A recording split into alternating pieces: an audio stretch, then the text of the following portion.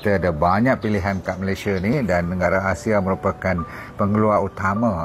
Seperti kalau you tengok turmeric ya, apa ni turmeric ni apa, kunyit kunyit yang ada curcumin tu, dia lawan inflamasi ya, kebaikan dia. Cinnamon, kayu manis, dia boleh lawan diabetes. Garlic, bawang putih, boleh lawan blood pressure. Tamarind ni apa, asam Jawa ke? Okey, lebih kurang lah loss of weight, boleh hilang berat badan. Lagi satu untuk cumin juga, jintan cumin ni boleh turunkan diabetes, masalah gula. Fenugreek atau halba juga untuk diabetes dan juga kolesterol. Jangan risau.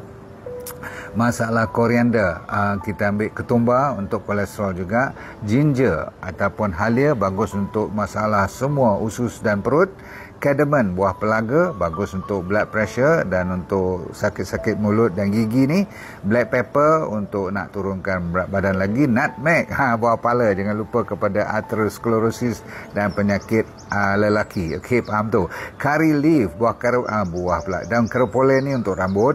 Ginger tu apa? Ginger lah halia kan. Tadi garlic tu bawang putih.